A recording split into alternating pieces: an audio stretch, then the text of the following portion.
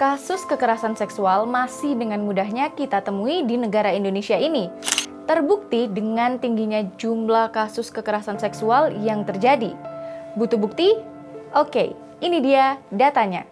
Melihat data dari laman resmi Kementerian Pemberdayaan Perempuan dan Anak, sebanyak 14.379 kasus kekerasan seksual terjadi di Indonesia per tanggal 1 Januari 2023 sampai saat ini. Ya, ini adalah angka real time yang mungkin saja akan bertambah ketika kamu mengakses laman tersebut di kemudian hari. Angka yang sangat tinggi sekali, bukan? Dan ironisnya, korban terbanyak adalah perempuan. Mirisnya lagi, sudah perempuan yang jadi korban, tapi tak jarang perempuan juga yang disalahkan. Seperti pakaiannya selalu terbuka, kecentilan, dan masih banyak lagi. Jadi sebenarnya kekerasan seksual salah siapa ya? Yuk upgrade pengetahuanmu di @now, @knowledge.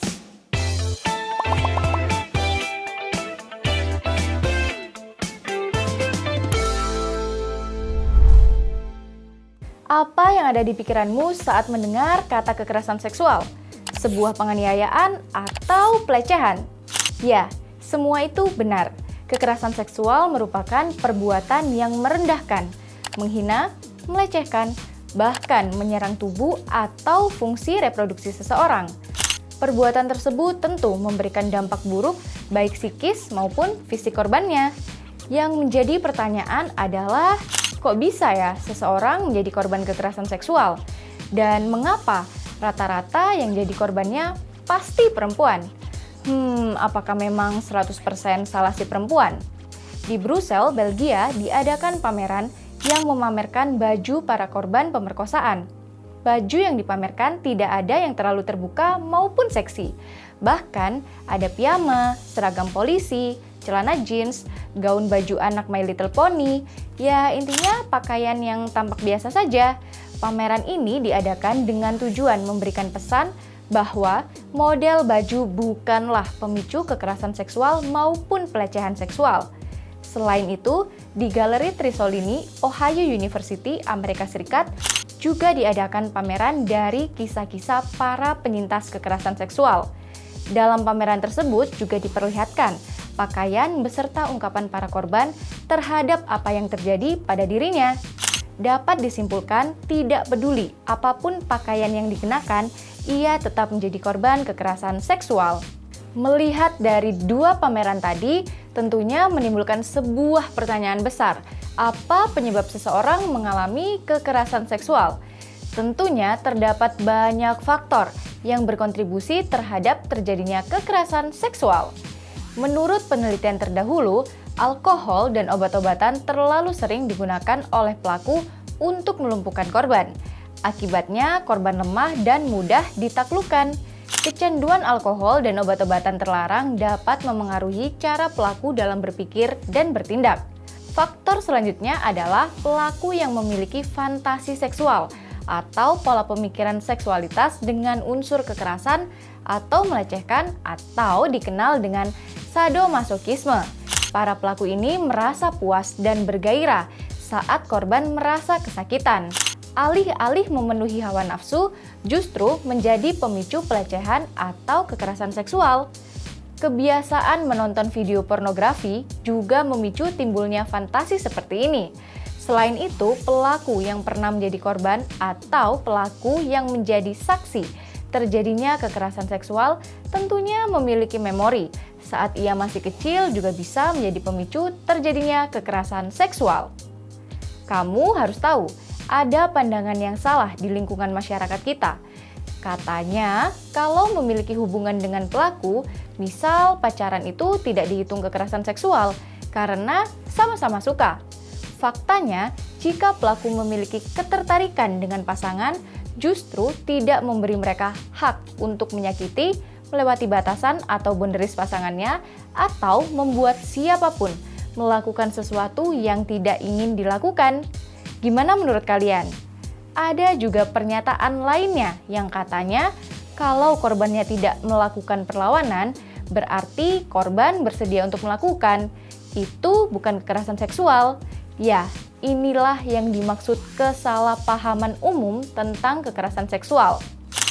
Ketika seseorang menjadi korban, tentunya akan mengalami shock, bahkan membuat otak dalam keadaan membeku atau nge-freeze secara otomatis dan tidak dapat dikendalikan. Intinya, tidak melawan bukanlah suatu persetujuan. Dari berbagai faktor tersebut, yang harus diingat adalah pelakulah yang harus bertanggung jawab atas terjadinya kekerasan seksual, bukan korban. Karena pelakulah yang memiliki kekuatan untuk menggunakan kekuasaan dan kontrolnya untuk melakukan tindakan kekerasan seksual. Nah, berikut ini ada beberapa contoh kasus kekerasan seksual yang sempat viral dan terjadi akhir-akhir ini. Ada seorang ABG berkebutuhan khusus yang diperkosa oleh seorang pria berusia 57 tahun. Bahkan, pria tersebut adalah seorang residivis pemerkosaan pada tahun 2014. Jaksa pun akhirnya menjatuhi pelaku dengan hukuman penjara selama 15 tahun. Kasus selanjutnya terjadi di Karawang. Seorang pria berinisial AD yang berusia 47 tahun memperkosa anak tirinya yang berusia 1,5 tahun, sekaligus memperkosa keponakannya yang berusia 9 tahun. Tentunya keluarga korban berharap agar pelaku mendapatkan hukuman yang adil. Selanjutnya nih, ada kasus yang mungkin membuat kita semua emosi dan geleng-geleng kepala. Di Semarang, ada ODGJ wanita yang berusia 42 tahun 8 kali hamil dan tidak diketahui siapa yang harus bertanggung jawab. Nggak habis pikir banget ya. Bahkan ODGJ aja mengalami kekerasan seksual sampai hamil. Setelah kasus dan kejadian seperti ini, apakah kalian masih berpikir dan menyalahkan kekerasan seksual terjadi karena perempuan yang memancing, perempuan yang menggoda? Melihat kasus tersebut dapat disimpulkan bahwa kekerasan atau pelecehan seksual masih menjadi masalah yang belum tuntas di Indonesia. Apalagi ketika wanita melaporkan pelecehan seksual, seringkali wanita tersebut tidak dipercaya atau malah diremehkan. Inilah yang membuat banyak wanita lebih memilih untuk bungkam. Pada intinya, kita tidak boleh dengan mudah menyalahkan korban saat terjadi kekerasan seksual. Kita harus berpikiran terbuka dan berpikir seobjektif mungkin, dan jangan sampai membuat korban merasa sendiri dan terdiskriminasi. Berikan korban rasa aman. Jangan biarkan korban menyalahkan diri sendiri atas kejadian yang mereka alami. Dan jika kondisi memburuk, bisa konsultasikan dengan psikolog maupun psikiater. Setelah mengetahui tentang kekerasan seksual, pasti kita tidak ingin mengalami kekerasan seksual kan? Tenang, kamu bisa mencegahnya dengan beberapa tips berikut. 1. Jangan langsung mudah percaya dengan orang yang baru kamu kenal. 2. Hindari obrolan yang mengarah seksual. 3. Harus bersikap tegas dan memiliki sikap percaya diri. 4. Selalu siap sedia alat pelindung diri seperti semprotan bubuk cabai. 5. Kamu juga harus belajar menguasai ilmu bela diri untuk melindungi diri sendiri. Setelah mengetahui informasi ini, jangan sampai kamu termasuk golongan orang yang terus menyalahkan korban ya. Dan juga jangan sampai kamu yang menjadi pelaku kekerasan seksual. Semoga kita lebih aware dengan lingkungan sekitar kita ya. Sobat AdSense, jangan lupa follow media sosial adsense.id untuk update pengetahuanmu mengenai pembahasan soal, informasi seputar kampus, dan fenomena sehari-hari. Sampai jumpa, salam pintar!